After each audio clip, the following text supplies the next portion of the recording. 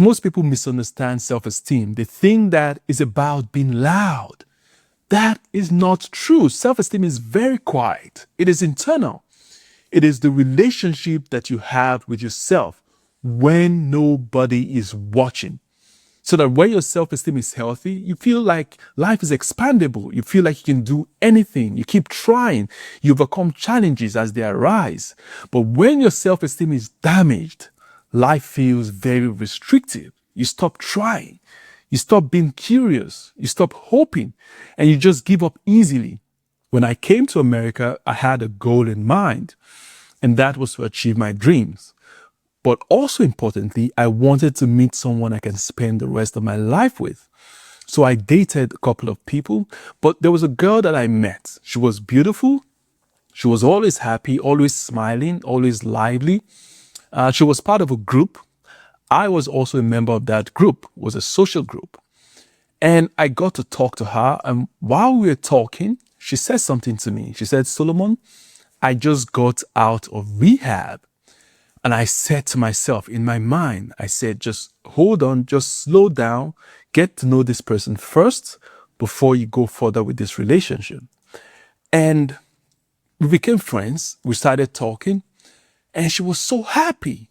When we were in the group, she was so happy, so lively, always smiling on the front end. But on the back end, she was dark. The kind of conversations that she would have, very dark conversations. And I remember trying to get her to be happy, to be, lively, trying to motivate her, to make her feel good. And she just, one particular day, she just laughed and just told me, Solomon, don't even try. Don't even try to make me happy. I was conflicted. I was, surprised. Why would one person at one time is so happy and at the same time, the same person, so dark? It was a strange dichotomy for me.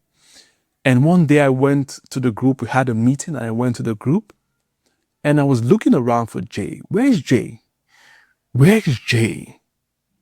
Jay was nowhere to be found.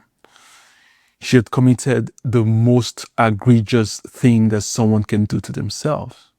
I was devastated. And here is the sad part. Here's what breaks my heart.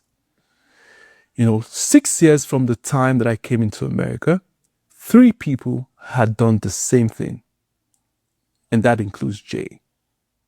And it made me begin to think about, that idea. Why would somebody, take their own lives? This is what I found out. A person has to reach a place where they believe that their life is no longer worth it, or that the pain they're going through is so much and so strong that life is not worth preserving to put an end to it. When a person's sense of self-worth is deeply damaged, life itself can become unbearable. Research upon research consistently show a strong connection between a low self-esteem and suicidality. And now such dangerous emotional outcome is the most extreme expression of self-aggression. But here is what is most important. Low self-esteem does not only manifest in such extremes. Low self-esteem manifests on our decisions on a daily basis. For instance, you want to start a business, but you're terrified of failing.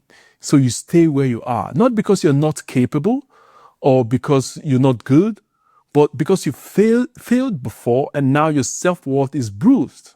Or maybe you just avoid social situations, not because you don't like people, but you feel like you're not good enough, or you don't belong, or you're not as good as them. Or maybe you've been single and you don't make any effort to actually be in a relationship. Or worst of all, you stay in a toxic and abusive relationship because deep down you feel like you're not lovable. And I'm not even talking about your inability to set boundaries. I'm not talking about jealousy or anxiety or depression or the inability to take risk or self-respect. Something as simple as just respecting yourself. All of these can be traced back to one big question. How do you see yourself?